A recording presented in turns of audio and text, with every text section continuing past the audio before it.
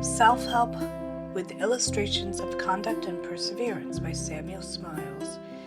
Chapter 1, Self-Help, National and Individual, Part 2. The chemist Vauquelin was the son of a peasant of Saint Andre de Herbetot in the Calvados.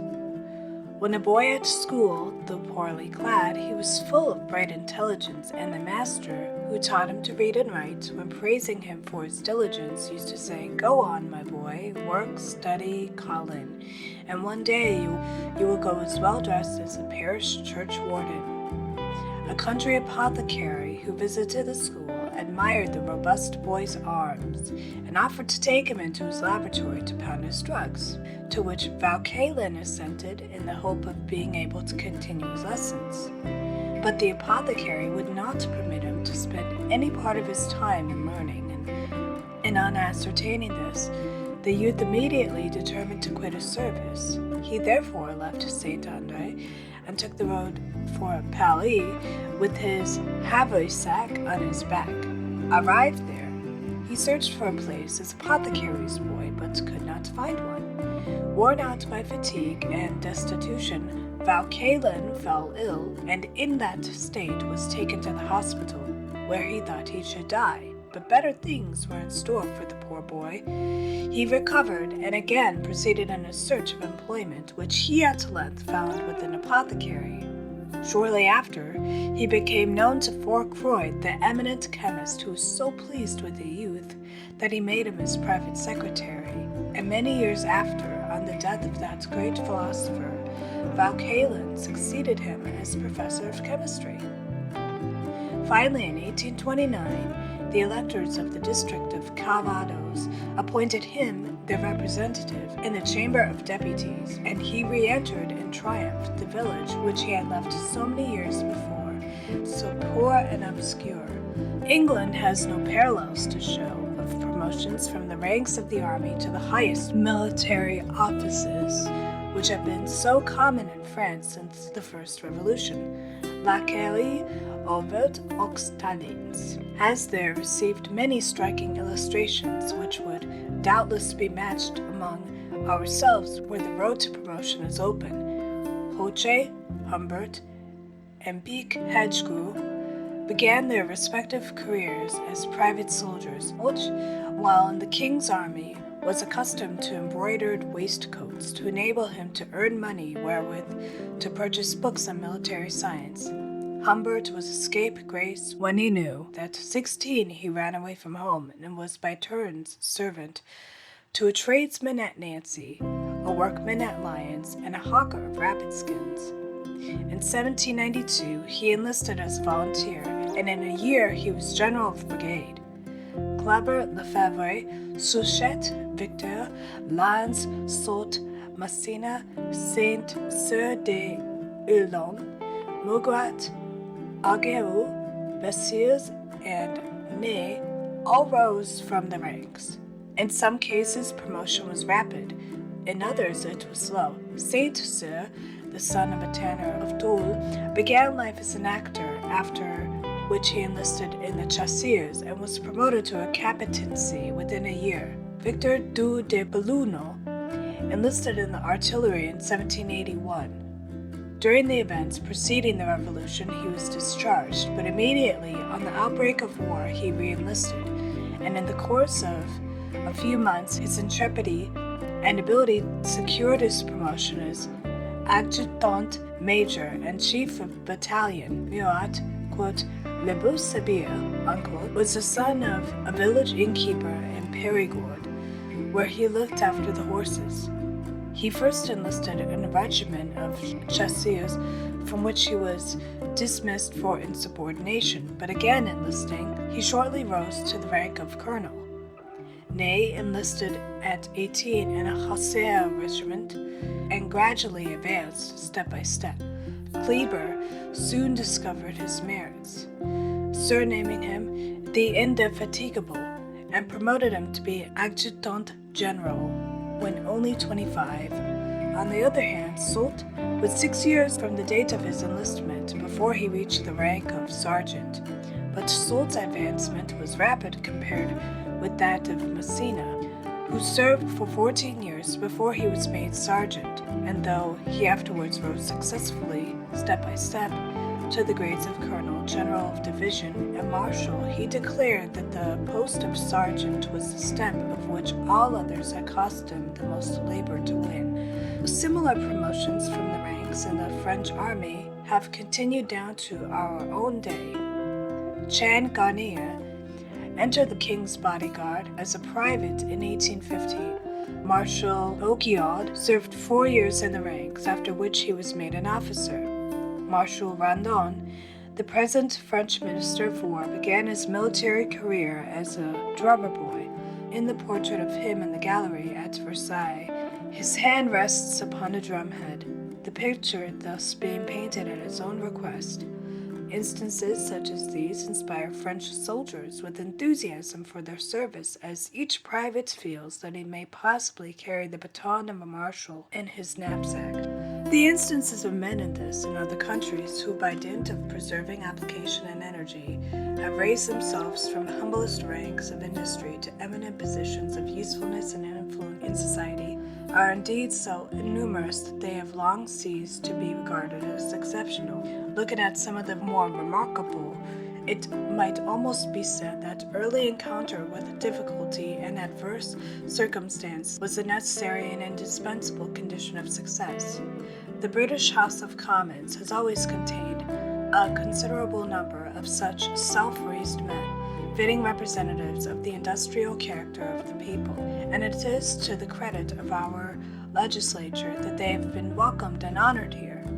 When the late Joseph Brotherton, member for Salford, in the course of the discussion on the 10 Hours Bill, detailed with true pathos the hardships and fatigues to which he had been subjected when working as a factory boy in a cotton mill, and described the resolution which he had then formed, that if it was ever in his power, he would endeavor to ameliorate the condition of that class, Sir James Graham rose immediately after him and declared amidst the cheers of the House that he did not know that Mr. Brotherton's origin had been so humble, but that it rendered him more proud than he had ever been before of the House of Commons, to think that a person risen from that condition should be able to sit side by side on equal terms with the hereditary gentry of the land. The late Mr. Fox, member for Oldham, was accustomed to introduce his recollections of past times with the words, quote, "When I was working as a weaver boy at Norwich," unquote, and there are other members of Parliament still living, whose origins has been equally humble. Mr. Lindsay, the well-known shipowner, until recently member for Sunderland, once told the simple story of his life to the electors of Weymouth, in answer to an attack made upon him by his political opponents.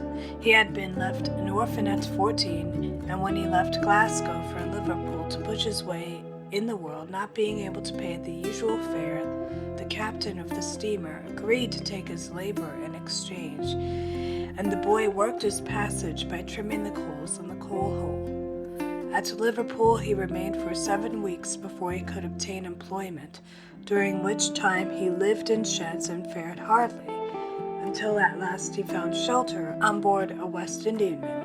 He entered as a boy, and before he was 19, by steady good conduct, he had risen to the command of a ship. At 23 he retired from the sea and settled on shore, after which his progress was rapid. Quote, "He had prospered," quote, he said, quote, "by steady industry, by constant work, and by ever keeping in view the great principle of doing to others as you would be done by," unquote. The career of Mr. William Jackson of Birkenhead, the present member for North Derbyshire, bears considerable resemblance to that of Mr. Lindsay. His father, surgeon at Lancaster, died, leaving a family of 11 children, of whom William Jackson was the 7th son. The elder boys had been well educated while the father lived, but at his death the younger members had to shift for themselves. William, when under 12 years old, was taken from school and put to hard work at a ship's side from 6 in the morning till 9 at night.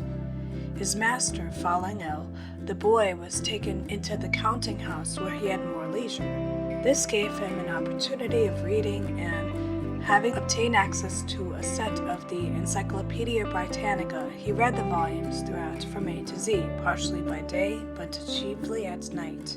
He afterwards put himself to a trade, was diligent and succeeded in it. Now he has ships sailing on almost every sea and holds commercial relations with nearly every country on the globe.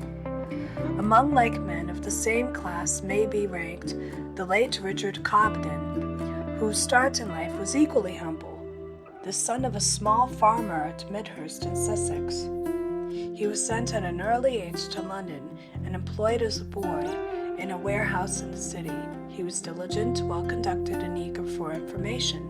His master, a man of the old school, warned him against too much reading, but the boy went on in his own course, storing his mind with the wealth found in books. He was promoted from one position of trust to another, became a traveler for his own house, secured a large connection, and eventually started in business as a calico printer at Manchester. Taking an interest in public questions, more especially in popular education, his attention was gradually drawn to the subject of the Corn Laws, to the repeal of which he may be said to have devoted his fortune and his life. It may be mentioned as a curious fact that the first speech he delivered in public was a total failure. But he had great perseverance, application, and energy, and with persistency and practice he became at length one of the most persuasive and effective public speakers, extorting the disinterested eulogy of even Sir Robert Peel himself. M. Doyen de Hughes, the French ambassador, has eloquently said of Mr. Cobden that he was, quote, a living proof of what merit, perseverance, and labor can accomplish, one of the most complex examples of those men who, sprung from the humblest ranks of society, raise themselves to the highest rank in public estimation by the effect of their own worth and of their personal services. Finally, one of the rarest examples of the solid qualities inherent in the English character, unquote. In all these cases, strenuous individual application was the price paid for distinction, excellence of any sort being invariably placed upon the reach of indolence. It is the diligent hand and head alone that maketh rich, in self-culture, growth, in wisdom, and in business. Even when men are born to wealth and high social position, any solid reputation which they may individually achieve can only be attained by energetic application. For though an inheritance of acres may be bequeathed, an inheritance of knowledge and wisdom cannot. The wealthy man may pay others for doing his work for him, but it is impossible to get his thinking done for him by another, or to purchase any kind of self-culture.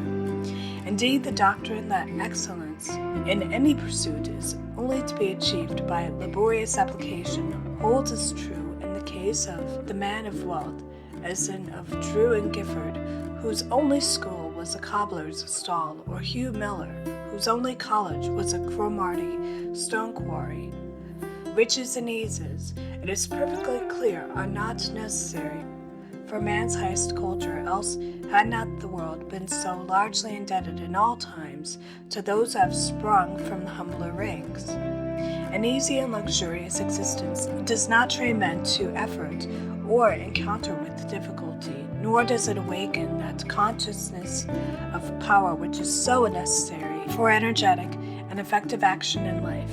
Indeed, so far from poverty being a misfortune, it may, by vigorous self-help, be converted even into a blessing, rousing a man to that struggle with the world in which, though some may purchase ease by degradation, the right-minded and true-hearted find strength, confidence, and triumph. Bacon says, quote, men seem neither to understand their riches nor their strength. Of the former they believe greater things than they should, of the latter much less. Self-reliance and self-denial will teach a man to drink out of his own cistern and eat his own sweetbread, and to learn and labor truly to get his living, and carefully to expend the good things committed to his trust, unquote. Riches are so great a temptation to ease and self-indulgence, to which men are by nature prone, that the glory is all the greatest who, born to ample fortunes, nevertheless take an active part in the work of their generation, who, quote, scorn delights and live laborious days, unquote. It is to the honor of wealthier ranks in this country that they are not idlers, for they do their fair share of the work of the state and usually take more of their fair share in its dangers. It was a fine thing said of a subaltern officer in the Peninsular campaigns, observed trudging alone through mud and mire by the side of his regiment, quote, "There goes 15,000 L a year," unquote. And in our own day, the bleak slopes of Sebastopol and the burning soil of India have borne witness to the like noble self-denial and devotion on the part of our gentler classes. May a gallant and noble fellow of rank and estate, having risked his life or lost it, in one or other of those fields of action in the service of his country. Nor have the wealthier classes been undistinguished in the more peaceful pursuits of philosophy and science. Take, for instance, the great names of Bacon, the father of modern philosophy, and of Worcester, Boyle, Cavendish, Talbot, and Ross in science. The last name may be regarded as the great mechanic of the peerage, a man who, if he had not been born a peer, would probably have taken the highest rank as an inventor. So thorough is his knowledge of smith-work that he is said to have been pressed on one occasion to accept the foremanship of a large workshop by a manufacturer to whom his rank was unknown. The great Ross telescope of his own fabrication is certainly the most extraordinary instrument of the kind that has yet been constructed. But it is principally in the departments of politics and literature that we find the most energetic laborers amongst our higher classes. Success in these lines of actions, as in all others, can only be achieved through industry, practice, and study, and the great minister or parliamentary leader must necessarily be amongst the very hardest of workers. Such was Palmerston, and such are Derby and Russell, Disraeli and Gladstone. These men have had the benefit of no 10-hours bill, but have often during the busy season of Parliament worked, quote, double shift, unquote, almost day and night. One of the most illustrious of such workers in modern time was unquestionably by the late Sir Robert Peel. He possessed in an ordinary degree the power of continuous intellectual labor, nor did he spare himself. His career, indeed, presented a remarkable example how much a man of comparatively moderate powers can accomplish by means of assiduous application and an indefatigable industry. During the 40 years that he held a seat in Parliament, his labors prodigious. He was a most conscientious man, and whatever he undertook to do, he did thoroughly. All his speeches bear evidence of his careful study of everything that had been spoken or written on the subject under consideration. He was elaborate almost to excess, and spared no pains to adapt himself to the various capacities of his audience. Withal, he possessed much practical sagacity, great strength of purpose, and power to direct the issues of action with a steady hand and eye. In one respect, he surpassed most men. His principles broadened and enlarged with time and age. Instead of contracting, only served to mellow and ripen his nature. To the last, he continued open to the reception of new views, and though many thought him cautious to excess, he did not allow himself to fall into that indiscriminating admiration of the past which is the palsy of many minds similarly educated, and renders the old age of many nothing but a pity. The indefatigable industry of Lord Brougham has become almost proverbial. His public labors have extended over a period of upwards of 60 years, during which he has ranged over many fields of law, literature, politics, and science, and achieved distinction in them all. However he contrived it has been to many a mystery. Once, when Sir Samuel Romilly was requested to undertake some new work, he excused himself by saying that he had no time, quote, but, unquote, he added, quote, go with it to that fellow Brougham. He seems to have time for everything, unquote. The secret of it was that he never left a minute unemployed. Withal, he possessed a constitution of iron. When he arrived at an age at which most men would have retired from the world to enjoy their hard-earned leisure, perhaps to doze away their time in an easy chair, Lord Brougham commenced and prosecuted a series of elaborate investigations as to the laws of light, and he submitted the results to the most scientific audiences that Paris and London could muster. About the same time, he was passing through the press his admirable sketches of the men of science and literature of the reign of George III, and taking his full share of the law business and the political discussions in the House of Lords.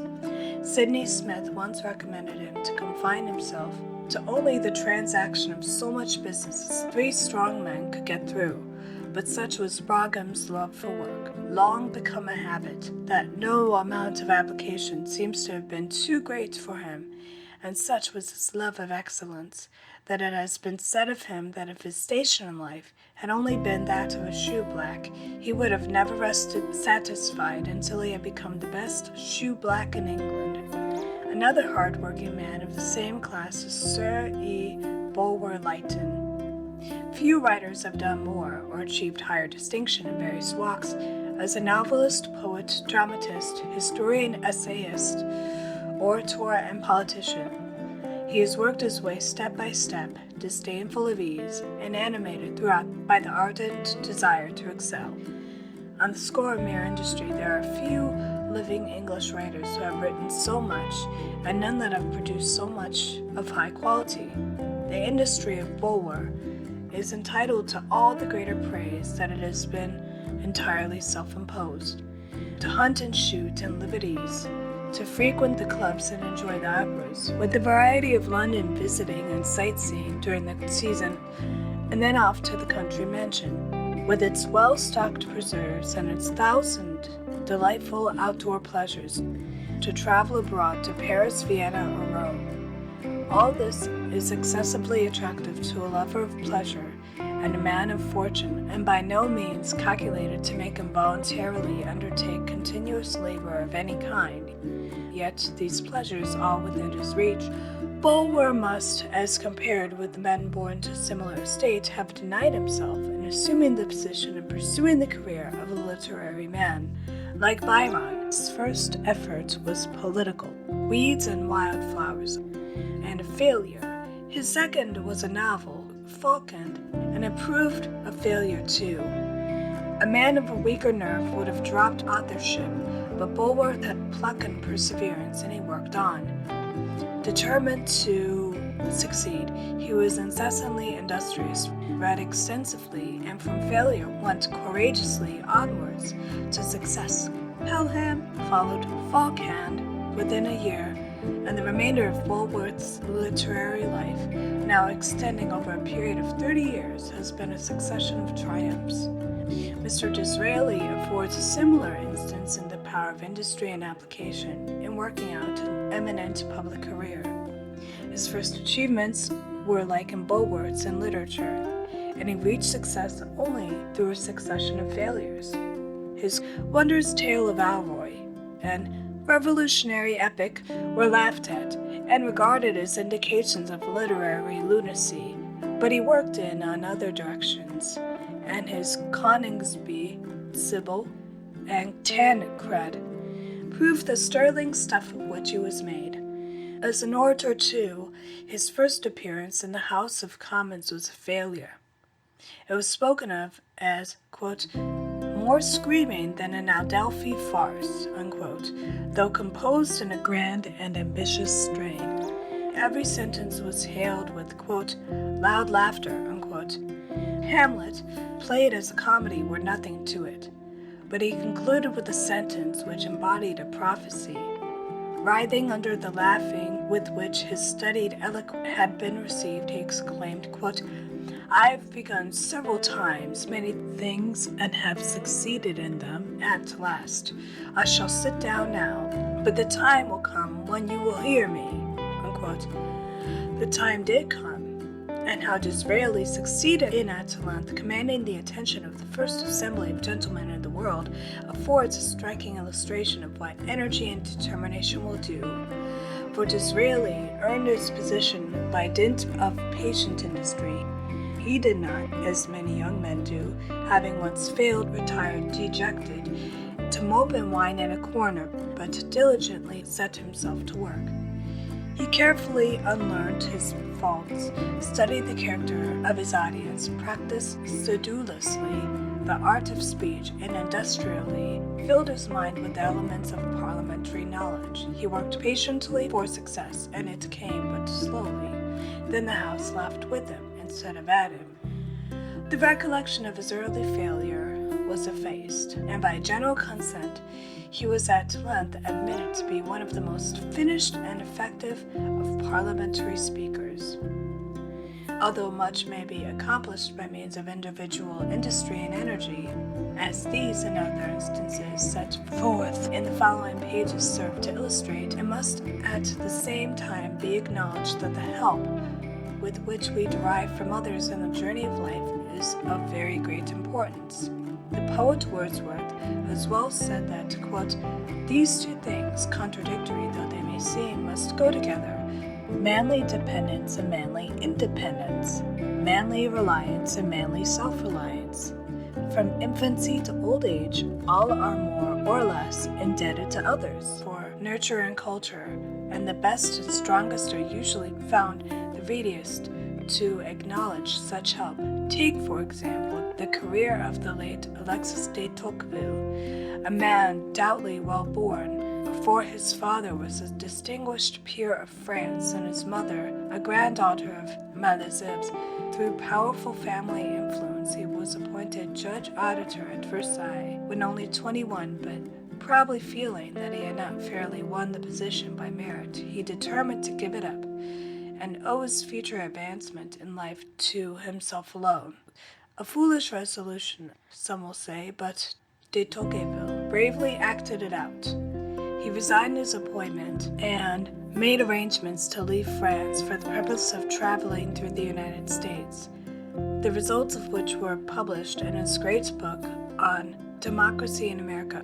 His friend and traveling companion, Gustave de Beaumont, has described his indefatigable industry during this journey. Quote, "His nature," unquote, he says, quote, "was wholly averse to idleness, and whether he was traveling or resting, his mind was always at work," unquote.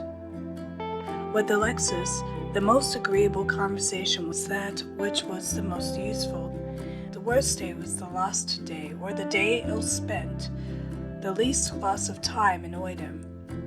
Tocqueville himself wrote to a friend, quote, "There is no time at which one can wholly cease from action, for effort without one's self, and still more effort within, is equally necessary, if not more so, when we grow old. As it is in youth, I compare man in this world to a traveler journeying without seizing a colder and colder region. The higher he goes, the faster he ought to walk. The great malady of the soul is cold, and in resisting this formidable evil, one needs not only to be sustained by the action of a mind employed, but also by contact with one's fellows in the business of life." Notwithstanding de Tocqueville's decided views as to the necessity of exercising individual energy and self-dependence, no one could be more ready than he was to recognize the value of that help and support for which all men are indebted to others in a greater or less degree. Thus he often acknowledged with gratitude his obligation to his friends de Kergolay and Stoffels, to the former for intellectual assistance and to the latter for moral support and sympathy. To de Kergolay he wrote, quote, "Thine is the only soul in which I have confidence, and whose influence exercises a genuine effect upon my own. Many others have influence upon the details of my actions, but no one has so much influence as thou on the origination of fundamental ideas, and of those principles which are the rule of conduct," unquote. de Tocqueville was not less ready to confess the great obligations which he owed to his wife Marie for the preservation of that temper and frame of mind which enabled him to prosecute his studies with success. He believed that a noble-minded woman insensibly elevated the character of a husband, while one of a groveling nature as certainly tended to degrade it. And fine human character is molded by 1,000 subtle influences, by example and precept, by life and literature, by friends and neighbors, by the world we live in, as well as by the spirits of our forefathers, whose legacy of good words and deeds we inherit. But great unquestionably, though these influences are acknowledged to be, it is nevertheless equally clear that men must necessarily be the active agents of their own well-being and well-doing, and that however much the wise and the good may owe to others, they themselves must in the very nature of things be their own best helpers. End of section 3, recorded by Mike Ferry 252.